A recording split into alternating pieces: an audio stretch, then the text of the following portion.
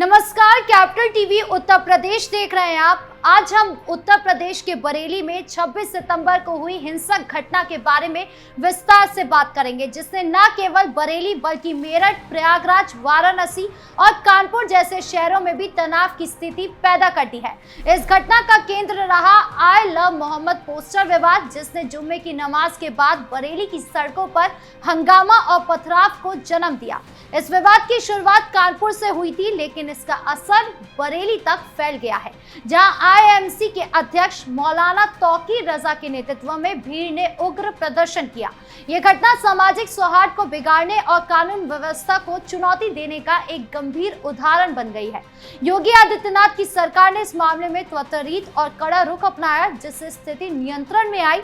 लेकिन सवाल ये उठता है कि आखिर ये विवाद शुरू कैसे हुआ और इसके पीछे की मंशा क्या थी।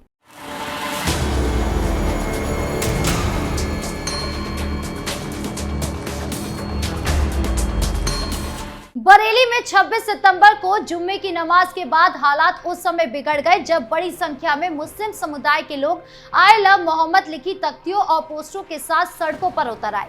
यह प्रदर्शन इस्लामिया ग्राउंड और खलीज स्कूल चौक की ओर बढ़ रहा था और नारेबाजी के साथ भीड़ ने उग्र रुख अख्तियार कर लिया। पुलिस ने जब उन्हें रोकने की कोशिश की तो भीड़ बेकाबू हो गई और पथराव शुरू कर लिया। स्थिति को नियंत्रित करने के लिए पुलिस को लाठीचार्ज और आंसू गैस का इस्तेमाल करना पड़ा, जिससे भगदड़ मच गई। इस घटना ने बरेली को छावनी में तब्दील कर दिया और पुलिस प्रशासन को पूरे शहर में भारी सुरक्षा बल तैनात करने पड़े।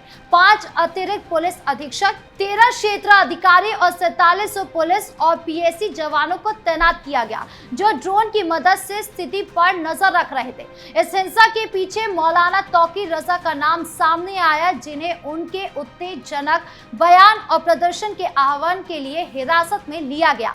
तौकीर रजा का इतिहास विवाद से भरा रहा है और 2010 में बरेली में दंगे भड़काने के आरोप में उनके खिलाफ मामला अभी भी अदालत में विचाराधीन है। इस घटना ने साफ कर दिया कि कुछ लोग जानबूझकर सामाजिक तनाव पैदा करने की कोशिश कर रहे थे। इस विवाद की शुरुआत कानपुर के बराफात के जुलूस के दौरान हुई, जब आई लव मोहम्मद पोस्टरों को लेकर कुछ हिंदू संगठनों ने आपत्ति जताई थी। उनका कहना था कि ये परंपरा से हटकर है और धार्मिक भावना को भड़काने का प्रयास है। इस पर कानपुर में एफआईआर दर्ज की गई और मामला उत्तर प्रदेश के कई जिले जैसे बरेली सहित उत्तराखंड, कर्नाटक तक फैल गया। बरेली में तौकीर रजा ने इस मुद्दे को हवा दी और जुम्मे की नमाज के बाद इस्लामिया ग्राउंड में धरना देने का ऐलान किया। उन्होंने दावा किया कि देश के विभिन्न हिस्सों में पैगंबर के खिलाफ अपमानजनक टिप्पणियां की गई और उसका प्रदर्शन इसका विरोध है।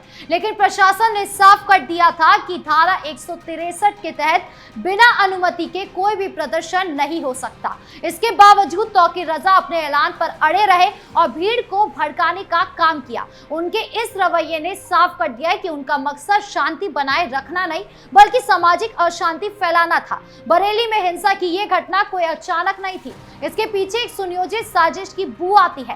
तौकीर रजा ने पहले ही सोशल मीडिया पर वीडियो जारी कर प्रदर्शन की घोषणा की थी, जिसमें उन्होंने कहा था कि उनका कार्यक्रम हर हाल में होगा। इस तरह के उत्तेजक बयान सामाजिक सौहार्द के लिए खतरा है। जब भीड़ ने पुलिस बैरिकेड तोड़ने की कोशिश की और पथराव शुरू किया तो ये स्पष्ट हो गया कि यह प्रदर्शन शांतिपूर्ण नहीं था। पुलिस ने पहले समझाने की कोशिश की, लेकिन भीड़ की उग्रता ने स्थिति को बिगाड़ दिया। इस दौरान इस्लामिया ग्राउंड को सील कर दिया गया और तौकीर रजा को नजरबंद कर दिया गया।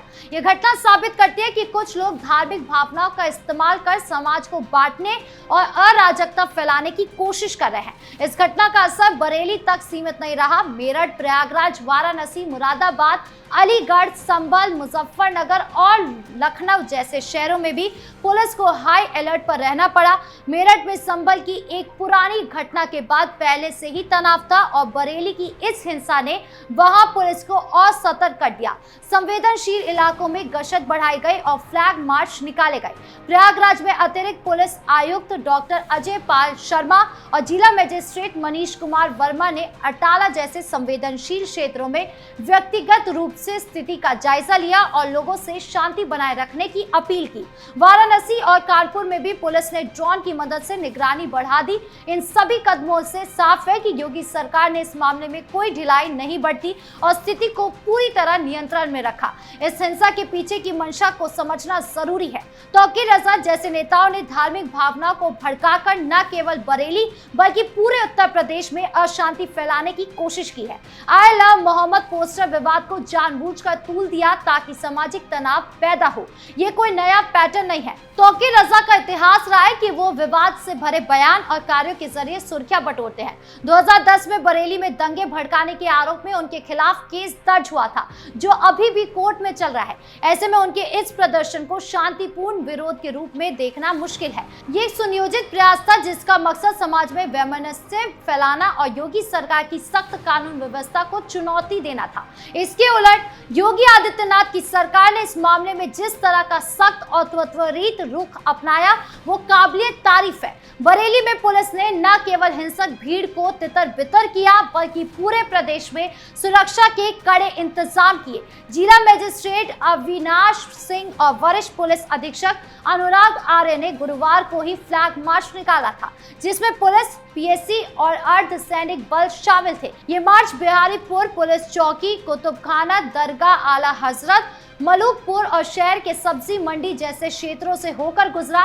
प्रशासन ने साफ कर दिया कि शांति भंग करने की कोई कोशिश बर्दाश्त नहीं की जाएगी। इस सख्ती का नतीजा ये हुआ कि बरेली में स्थिति जल्दी नियंत्रण में आ गई और अन्य शहरों में भी कोई बड़ा हंगामा नहीं हुआ। इसके विपरीत समाजवादी पार्टी के नेता अखिलेश यादव ने इस मामले में भी अपनी नकारात्मक सियासत दिखाई। उन्होंने बरेली की घटना को लेकर योगी सरकार पर निशाना साधा और इसे सियासी रंग देने की कोशिश की, लेकिन जनता सब समझती है। 2012 से 2017 तक समाजवादी पार्टी की सरकार में उत्तर प्रदेश में अपराधी बेखौफ थे और महिलाएं असुरक्षित थी। उस समय बरेली जैसे शहरों में भी दंगे और हिंसा आम थी। अखिलेश यादव की ये नकारात्मकता सिर्फ सियासी हताशा का नतीजा है।